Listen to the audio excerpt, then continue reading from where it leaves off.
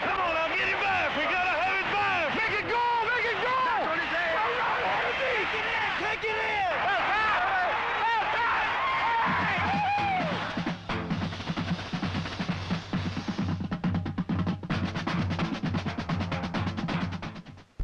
Hi, I'm Tom Brookshire. And I'm Pat Summerall. Lately, we've been talking a lot about the balance in the league this year. And to further illustrate that balance, we are now halfway through the NFL schedule, and about half the 26 teams are still within one game of first place. And Pat, there's only one team with a lead of more than one game. And that, of course, would be Don Shula's Miami Dolphins, still the only unbeaten team in the league. And with New Orleans winning last week, there are finally no winless teams left. I also think it's interesting, Pat, that the two teams with the best records, Miami and Washington, have both lost their #1 quarterbacks. So the league may balance up even more in that second half. In fact, everything seems to be balancing up but our picks, Tom. But now that we're headed into the second half of the season, I guess that's bound to balance up a little bit, too. Yeah, I hope so. It's getting tough to go into these rival cities and talk to after we make our picks. Be the subject of all that abuse. Anyway, we'll have this week's Fearless Picks, and as always, our selection, Best of the Week at the end of the show. I was in Atlanta last Sunday for the Falcons and 49ers game, and like everybody else, I was surprised at the final score. But what surprised me even more was the continuous display of genuine dislike that these two teams seem to have for each other. In Atlanta, the San Francisco 49ers weren't out to win any friends, and they didn't, as Vic Washington took the opening kickoff and zapped 98 yards to Spike City.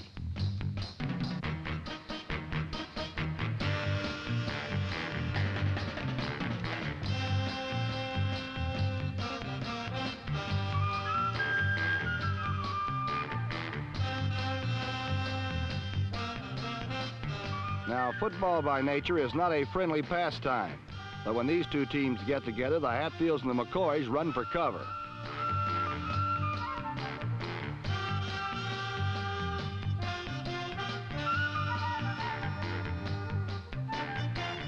Both teams displayed some moves that made one wonder if perhaps Joe Frazier and Muhammad Ali hadn't become assistant coaches.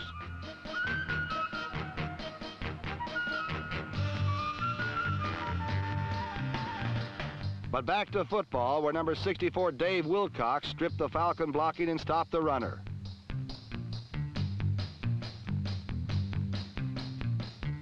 Number 40 Ken Willard cut out large chunks of yardage and brought the 49ers in close.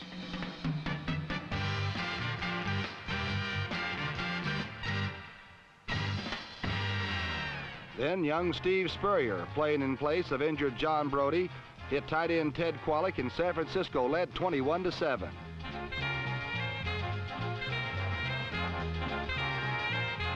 Bob Berry brought the Falcons back with a 40-yarder to Jim Mitchell, number 86.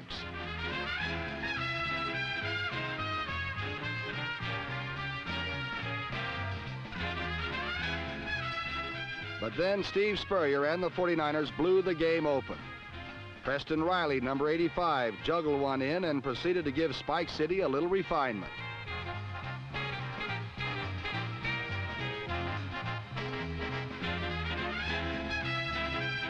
Then came the sports writer's dream, as Ralph McGill, number 49 of the 49ers, who were on their way to scoring 49 points, returned to punt. You guessed it, 83 yards for a touchdown.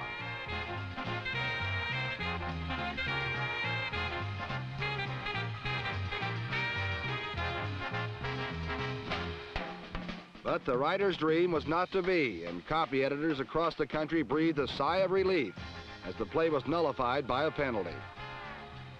However, the 49ers were undaunted as Skip Vanderbunt, number 52, picked off a Pat Sullivan pass and raced it in, all the way now to give San Francisco an amazingly easy 49-14 win over Atlanta.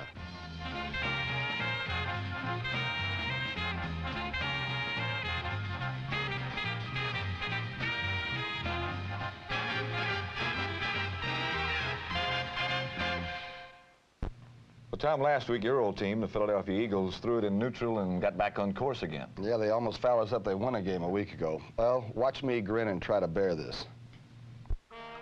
In New Orleans, John Reeves and Archie Manning, the futures of two franchises, discussed flush times in the SEC before the start of the game between the Saints and the Philadelphia Eagles.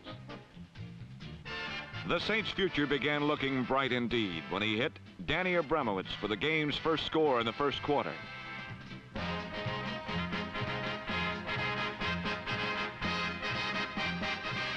Archie collapsed the throat of the Eagles' zone early, and this strike to tight end Bob Brown had the Saints threatening again.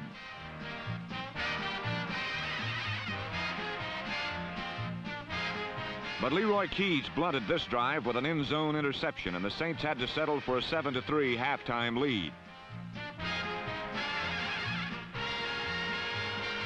The Eagles chose not to go with John Reeves and started number 14, Pete Lisk, instead.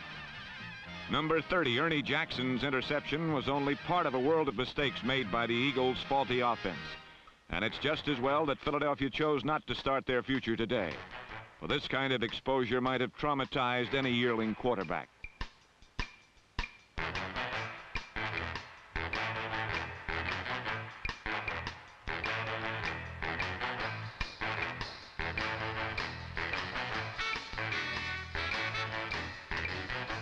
Even when two Philadelphia Eagles did manage to coordinate on a single play, a third generally found a way to confound their efforts.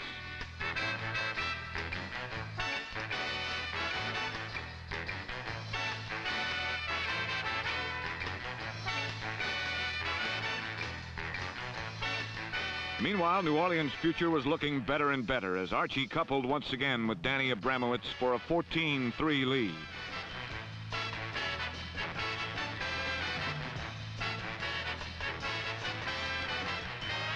When Archie streamed to number 35, Bob Gresham, the Eagles tagged him at least twice on the 54-yard run that set up his own 1-yard touchdown plunge, making the Saints superior to the Eagles by 21-3.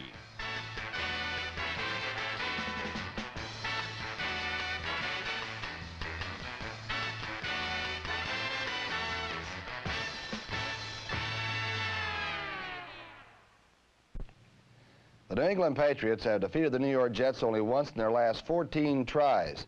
And following last Sunday's rematch at Shea Stadium, this year's two-game scoring totals read Patriots 23, Jets 75. Against New England last week, Joe Namath's first pass of the day was on target. But Steve Harkey, number 36, and Don Maynard, number 13, combined to lose the ball. And the Patriots marched to an early 3-0 lead.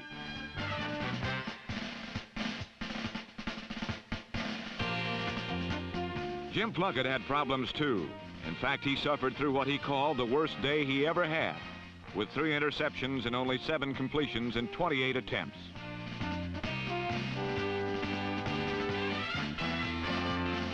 Number 14, Plunkett's backup, Brian Dowling of Yale, had problems of a different kind.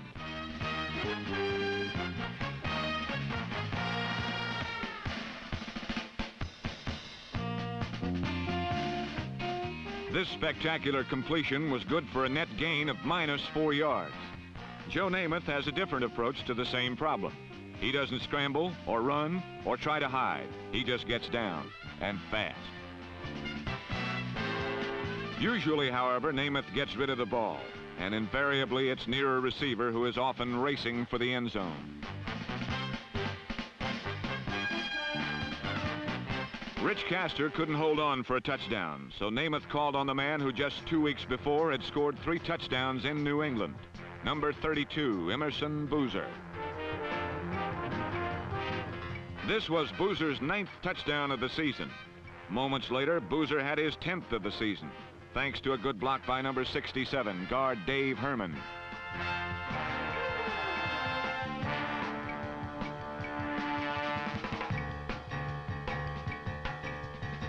In the third quarter, Namath beat a Patriot blitz by again handing off to Emerson Boozer.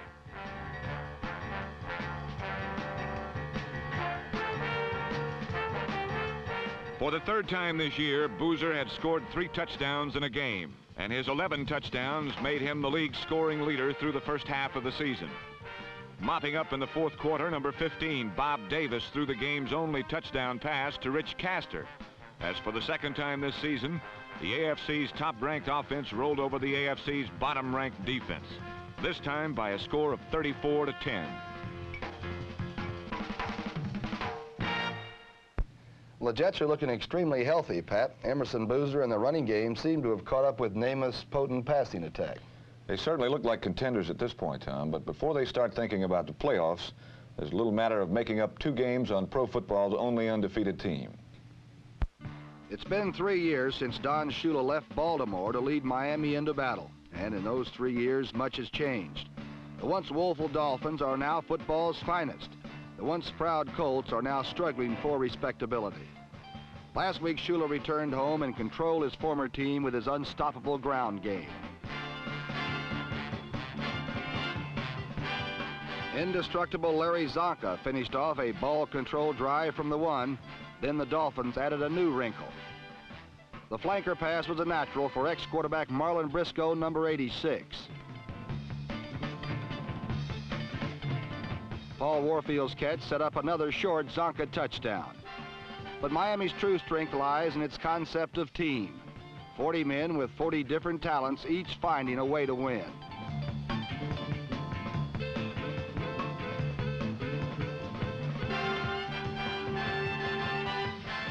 Number 32, Hubert Ginn, scored for the Miami Bomb Squatters. But officials ruled the ball dead at point of recovery. And so the unfazed Dolphins merely called on yet another facet of total team.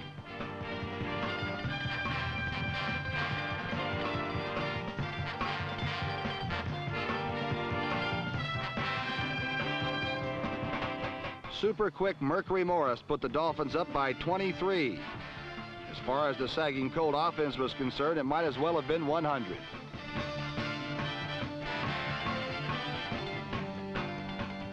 With the season only half over, the Colts are already rebuilding for next year with rugged Marty Domrys, number 14, a promising young quarterback with much still to learn.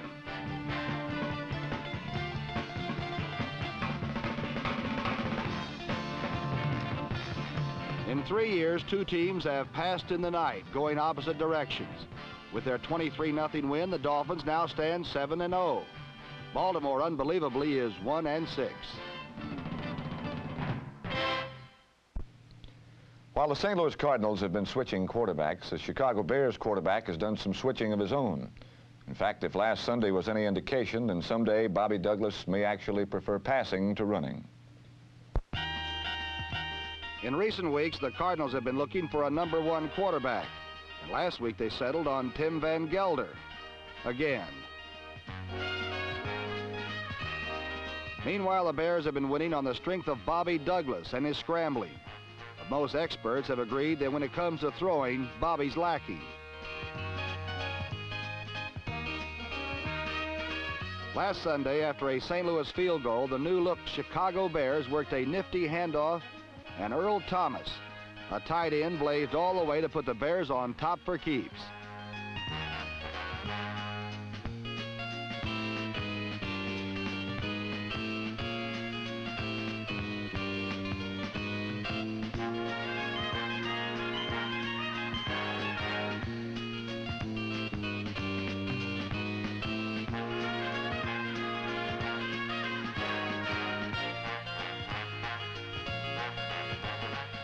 While the Bears were on top, Tim Van Gelder found himself on the bottom.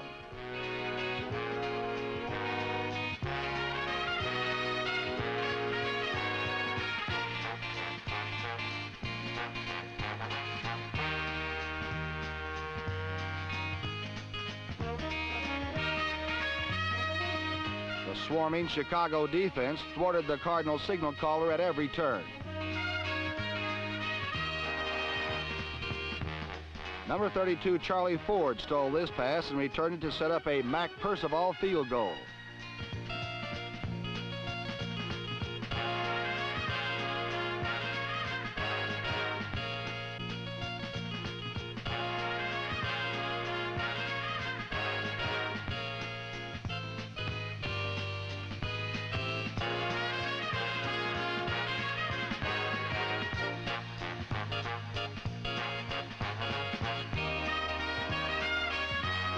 But the real story for the Bears last week wasn't only defense or big plays or even Bobby Douglas, the runner. Last week, the big story was Bobby Douglas, the pinpoint pressure passer.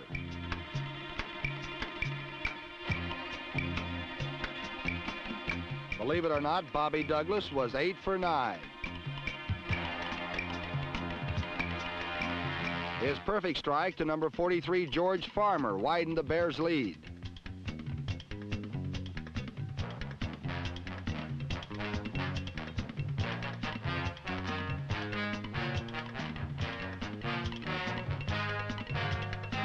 The Cardinals tried to stay within striking distance on a Van Gelder to Donnie Anderson score.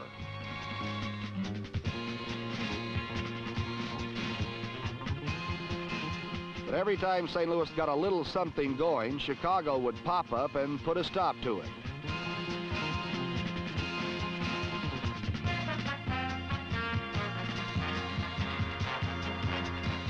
Just to show that he hasn't forsaken his running game completely, Douglas ran in the Bears' final touchdown to give his team 3 wins in a row.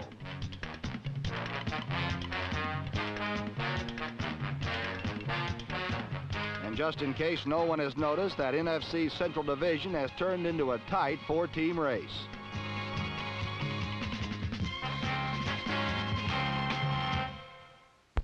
While the surprising Bears discovered new ways to win their 3rd straight, elsewhere in the NFC Central, the Minnesota Vikings rediscovered winning. You know, Pat, last week against the Packers, the Vikings also rediscovered something they've been lacking through 4 tough losses: their traditionally tough defense.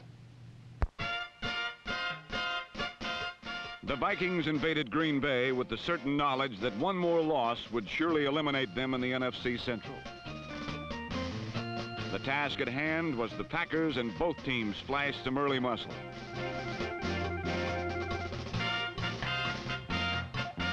While the Packers beat down Fran Tarkenton, number 88 Alan Page showed he had regained his all-pro form.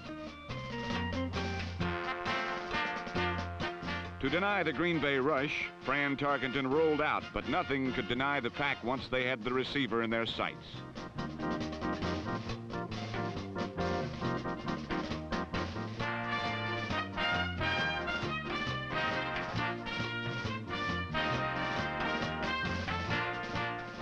Green Bay forced the brakes early and cashed in on them on the running and receiving of all-purpose back John Brockington, number 42.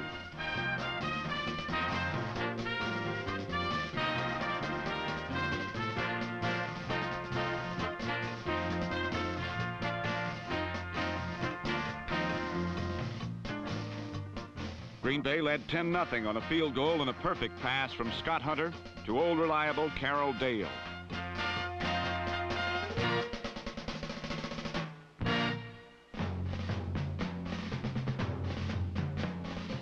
The Packers moved easily at times in the second half, but they could manage only one more field goal. On the other hand, the Vikings, forced to play catch-up, doggedly fought back.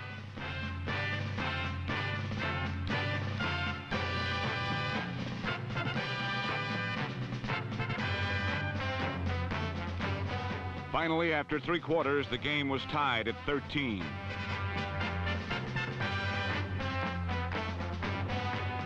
Then the Purple Gang rediscovered their missing magic and forced 2 grievous errors by Scott Hunter.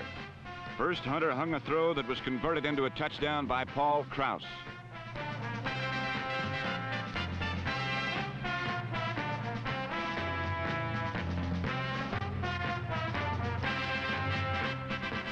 Minutes later, another Hunter pass deflected off MacArthur Lane, and Wally Hilgenberg glad-handed it.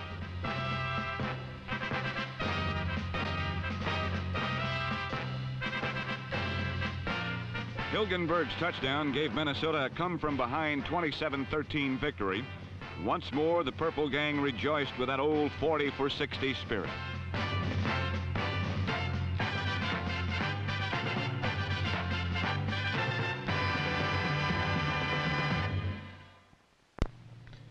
In the AFC Central last week, Cincinnati and Pittsburgh remained tied at the top. For the Bengals, the lopsided final score did not reflect the bitterness that spilled over in their grudge game with the Houston Oilers.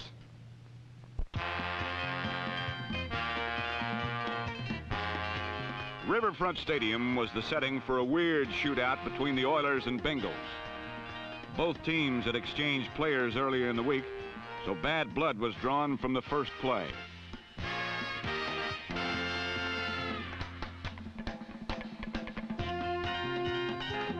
Number 25, Chip Myers, was not one of the traded players, but he seemed caught in the Hurricane's eye.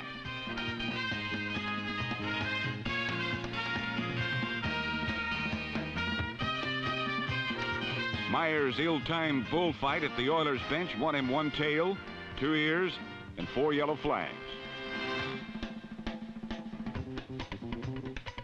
New Oiler running back Fred Willis, number 21, was part of the deal, and evidently linebacker Al Beauchamp, number 58, wasn't an old friend.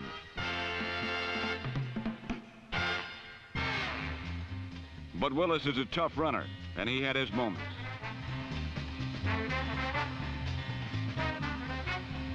So did Paul Robinson, number 18, another old Bengal who scored on a picture sweep. Unfortunately for the Oilers, Robinson's $100 salute to Bengal diehards occurred when Cincinnati led 30-0. For 4 quarters, this was how quarterback Dan Pastorini and the Oilers were handled. Pastorini was greeted by Bengal gang tackling and retreated before the power rush of number 74, Mike Reed.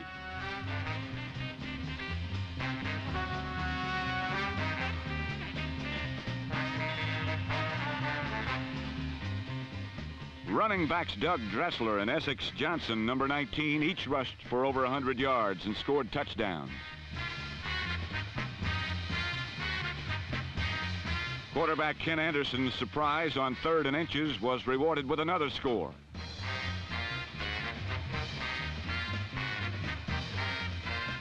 When the bad blood cooled, Cincinnati had won convincingly 30-7, while the old goody two-shoed Oilers ran off very meekly and very quickly. The Bengals look strong, Pat, but they have a real battle ahead with those Steelers. Last week, Pittsburgh got ready for this week's showdown by traveling to upstate New York, a lovely spot at this time of the year. It's a shame the field in Buffalo isn't a synthetic. If it were, one of Buffalo's own fans could have swept aside the rain, a man known as the Human Broom.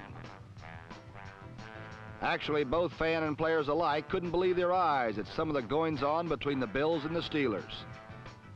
At times, the teams were ferocious gladiators, giving lessons in the art of decapitation.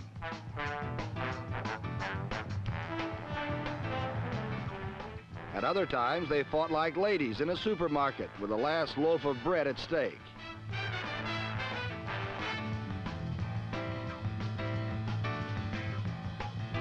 In fact, the ball was up for grabs for much of the game, and the Bills gave their hometown crowd an exciting if losing performance.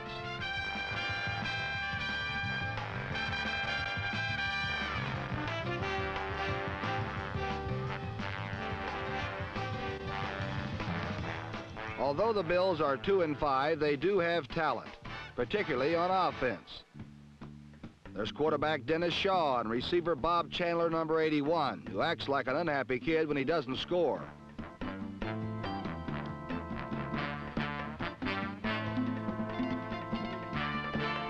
Chandler did score twice against the Steelers, but he probably wasn't too happy about what he had to pay to catch this one.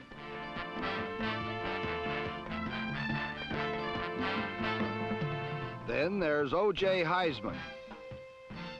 Number 32 had his biggest day as a pro last Sunday. This 94-yard score was only 1/2 his total. Simpson had 189 for the game, which gave him nearly 700 yards for the season and the conference lead.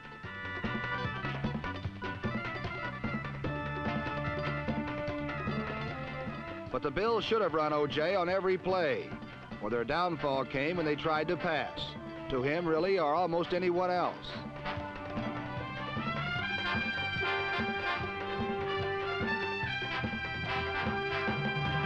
The Steelers' defense picked off 4 passes against Buffalo, giving them 18 for the year, the highest in the NFL, and one of the prime reasons they are 5-2, their best 7-game mark in a quarter of a century. It seems that all phases of the Steeler attack are literally in mid-season form. Their defense has always been formidable, and now even their special teams are well-oiled, as this kickoff return by rookie Steve Davis graphically illustrated.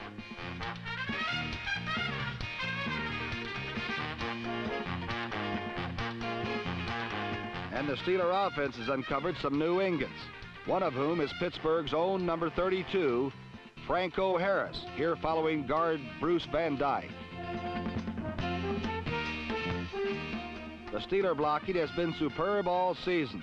This time, watch left guard Sam Davis as he cracks open another hole for Harris to consume. Harris is the 230-pound rookie from Penn State, who started the season on the bench and will be hard to dislodge now. This was his best day yet, gaining 140 yards and scoring 3 touchdowns. His last score came on a pass from Terry Bradshaw. Harris left prematurely with the game ball, and Pittsburgh left Buffalo with a 38-21 victory to remain tied now for the lead in the AFC Central.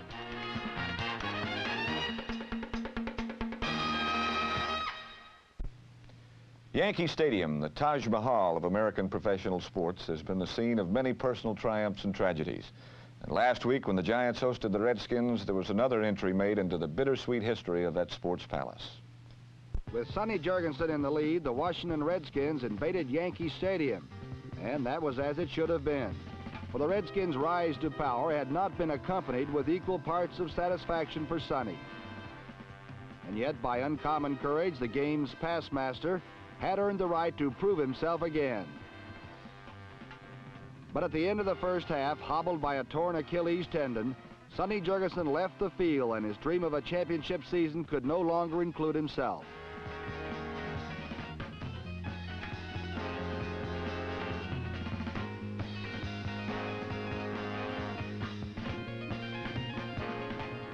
At the start of the game, the Redskins' dreams also seemed to falter as the surprisingly competitive New York Giants forced mistakes. The fumble that Willie Williams caused was recovered by Pete Athas.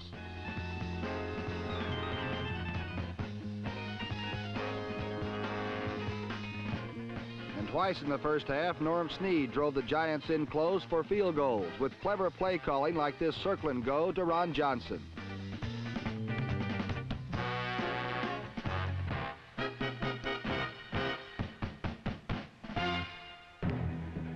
But the Redskins kept it close by giving the ball to number 43, Larry Brown. And Brown keyed Washington's first touchdown drive with a 27-yard gain.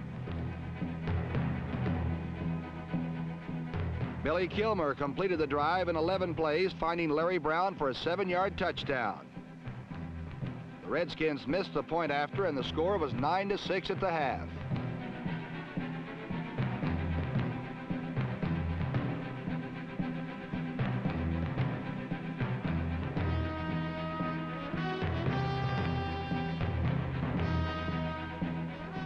In the third period, Norm Snead passed for an apparent touchdown, but an offensive interference call forced the Giants to settle for 3.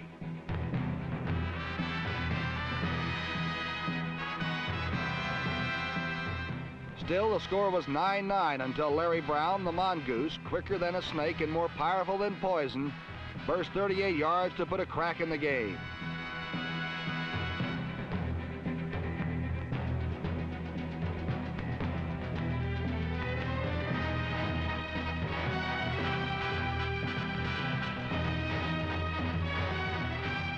Redskins continued to hammer Larry Brown into the Giants, freeing him for 35 yards on a touchdown drive in the final period.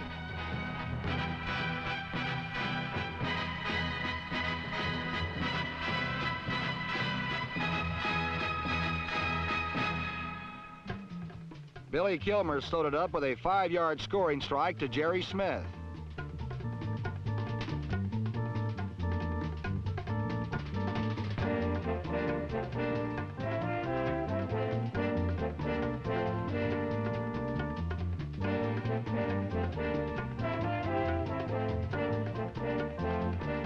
Snead put the Giants across with less than 2 minutes remaining, hitting Bob Tucker with a 10-yard touchdown, making the final score Redskins 23, Giants 16.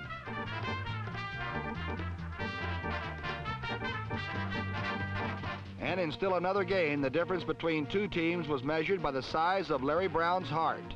Number 43 shredded the Giants for 191 yards rushing.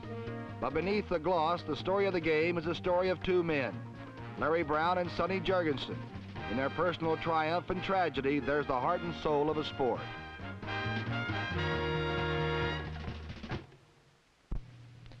In Denver, pro football fans have waited many a long, lean winter for something to cheer about.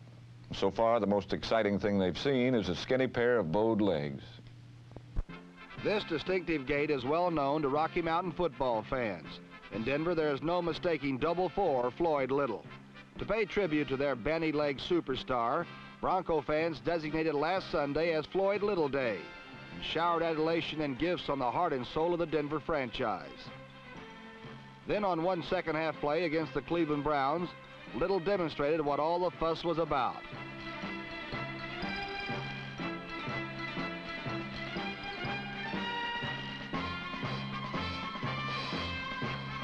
All too often in the past, Little has been Denver's whole show, but against Cleveland he had plenty of help. In the first quarter, number 12 Charlie Johnson and number 11 Bob Anderson chipped in their share of excitement.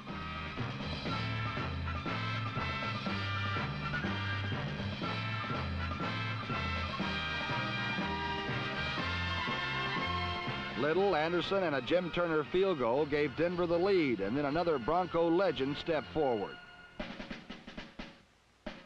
Unfortunately, number 87, Rich Tombstone Jackson, was now wearing a Cleveland uniform. The Brown defense stiffened and gave the ball to young Mike Phipps, number 15.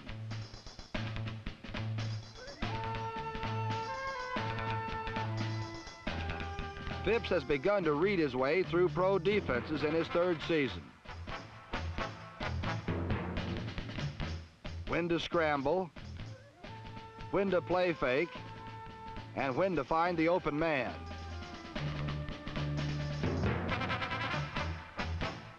Phipps hit Milt Morin for the first Brown score, then got an unexpected miracle from place kicker Don Cockcroft. The unheralded Brown kicker boomed one through from 57 yards, the second longest in NFL history. Riding the crest, Phipps sent Cleveland into a 20-17 lead by spotting Paul Starova on a crossing pattern. Another Turner field goal tied the score at 20, but young Mike Phipps seems to have ended his 3-year search for identity. Under pressure, Phipps set up and challenged the middle of the Bronco pass defense.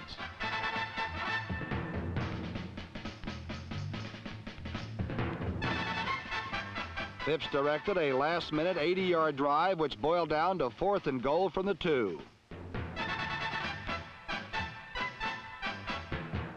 Phipps disdained the field goal and snuck over for a 27-20 Cleveland lead and what looked like the clincher. But with 1:30 left, Johnson and the Broncos still had a shot from the Cleveland 18.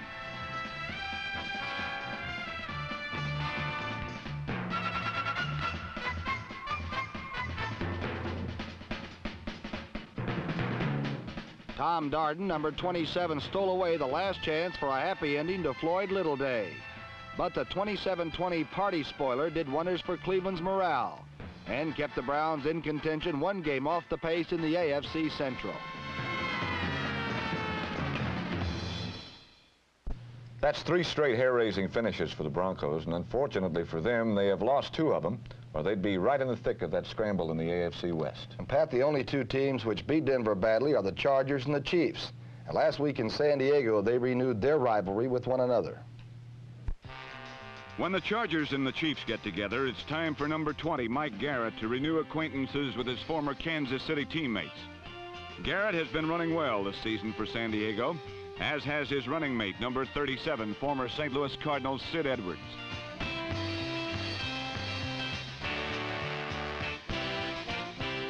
Edwards' 29-yard run with a screen pass set the stage for John Hadel and Mike Garrett.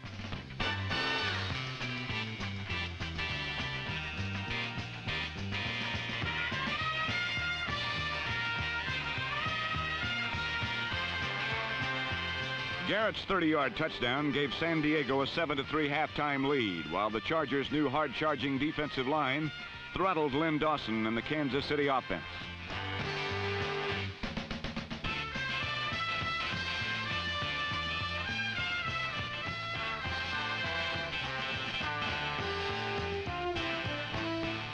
Finally, Dawson got the Chiefs moving with passes to his favorite target, wide receiver Otis Taylor, who leads the AFC with 35 receptions and whose style is unlike that of anyone else in the game.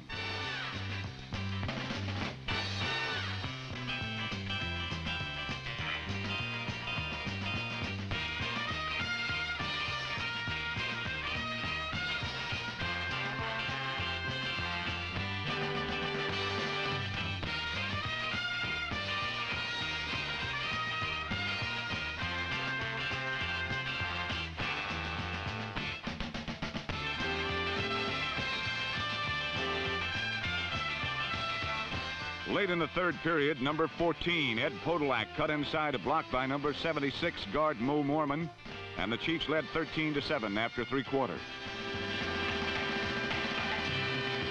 In the fourth quarter, as number 87, defensive end Aaron Brown pressed into the San Diego pass pocket, John Hadel released over Brown's reach to Gary Garrison, and the Chargers were once again moving into scoring position.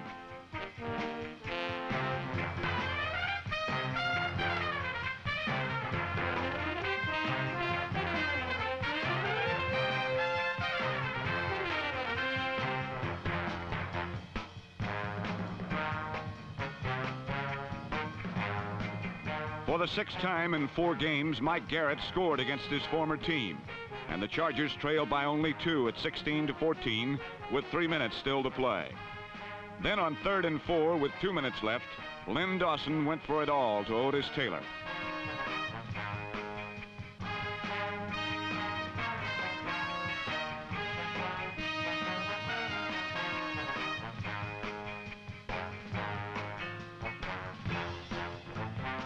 In a super slow-motion replay, we can see that Dawson faked an inside handoff to his fullback and then retreated behind excellent pass blocking.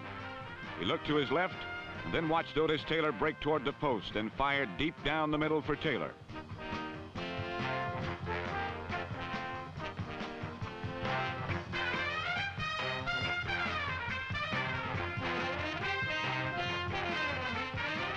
Number 23, Ray Jones, stripped the ball from Taylor, but number 26, rookie receiver Robert West, was in perfect position to take it in for the touchdown. The Chiefs have now won 4 of 4 on the road and lost 3 of 3 at Arrowhead, but this week means Arrowhead and the Raiders and first place in the AFC West.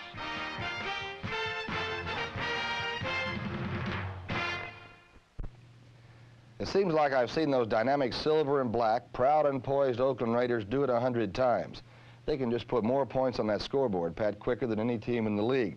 If you don't believe me, though, ask the Los Angeles Rams, who will only shake their heads and say, when they're hot, they're hot. As Oakland coach John Madden awaited the start of the game with Los Angeles, he had a problem.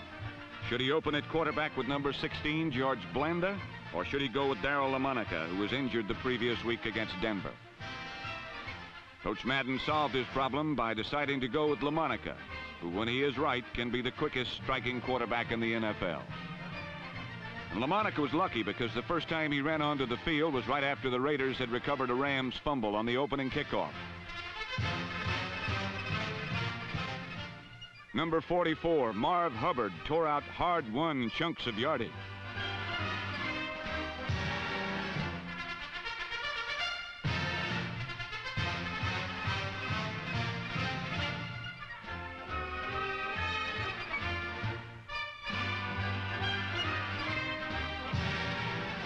Then, with 1:45 elapsed in the game, number 23, Charlie Smith, gave Oakland a quick 7.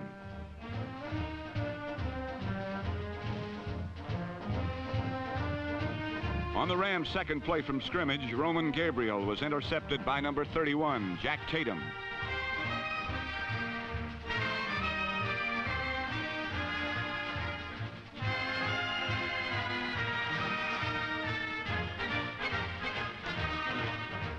The Raiders rolled on, and 5 minutes into the game, number 28, Clarence Davis, made it 14-0.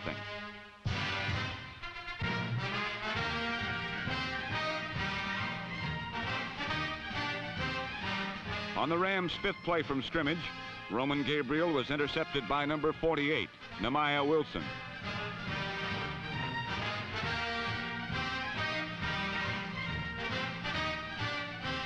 Then Darryl LaMonica unleashed the lightning. It struck 30 yards to Fred Biletnikoff. With 6:30 gone, the Raiders led 21-0.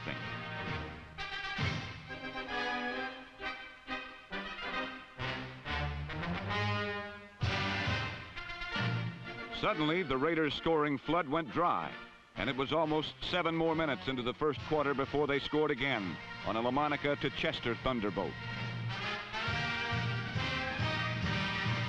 Once again, the silver and black had launched an all-out attack on the scoreboard, but this time they weren't saving it for the end of the game.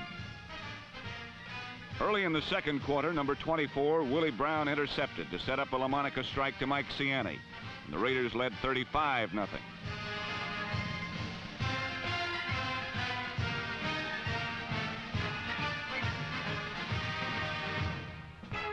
And oh, what fun it was for Ken Stabler and Tom Keating, two substitutes who, while sharing a joke, knew they'd be seeing action very soon.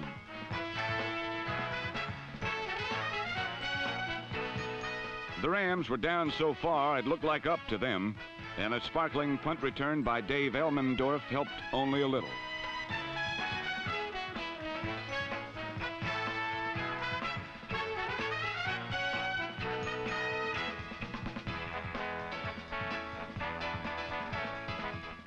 Staying on the ground, Beathard to Josephson to number 13, Lance Rensel, gave the Rams small solace.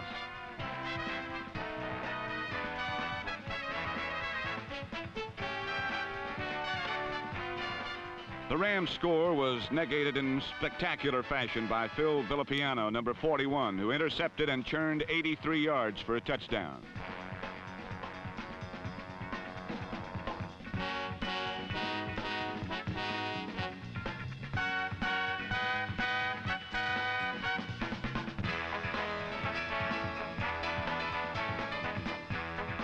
All season long, the Rams have been very up or very down. Last week, they were very down by 45-17. And for Phil Villapiano and his Oakland cohorts, it's Kansas City this week. Somehow, the Raiders don't seem worried. What a performance by the Pride and Poise boys, particularly that pass defense. Pat, they might be pretty close to best of the week. I would say they could be pretty close, Tom, but as good as that Oakland defense was, there were two running backs who I think must be considered as this week's best of the week. One's the same man we named as best of the week last week, and that, of course, would be Larry Brown of the Washington Redskins. This time, he set a new Redskin rushing record with a staggering total of 191 yards. That's just about an average day for him these days. He's really great. The other winner, and almost as many yards as Larry Brown, 189, including a 94-yard run, which, by the way, was the longest run from scrimmage in pro football since Hunchy Hornsmeyer of the Lions went 96 in 1950. Our other winner is O.J. Simpson of the Buffalo Bills. Tom, it looks like after 4 years of trying to find his way that O.J. Simpson is now the top back that everybody thought he was going to be. He's got the speed, too, 9'4", and I asked him once why he was so fast, and he came from such a bad neighborhood he had to be. I guess now that he's lost a little bit of weight, he's down to about 215. That seems to be a factor. Plus, he's getting more work, too. Lou Saban's working him hard, so O.J. Simpson is our best. What about our picks as we look at your record, which is 8-10, and my record, which is 7-11? We haven't got too much to brag about, but let's launch into them. Washington at the New York Jets. That's where you'll be. I'm going to be up there. I'm going to go with the Redskins again. I think they'll go with Kilmer. Okay, I like Joe Willie and his gang, so I'll stay with him. Cincinnati, Pittsburgh. Oh, everything's tough in Pittsburgh. I'll go for Pittsburgh. All right, I'll take Cincinnati. Atlanta, Los Angeles. Rams. Atlanta. Oakland, Kansas City. What do you think? The Raiders are the best team I've seen so far this year. So I'm stuck with the Chiefs. Okay. At any rate, we'll be back next week to show you what happens. I'm Pat Summerall. And I'm Tom Brookshire. We'll see you next week.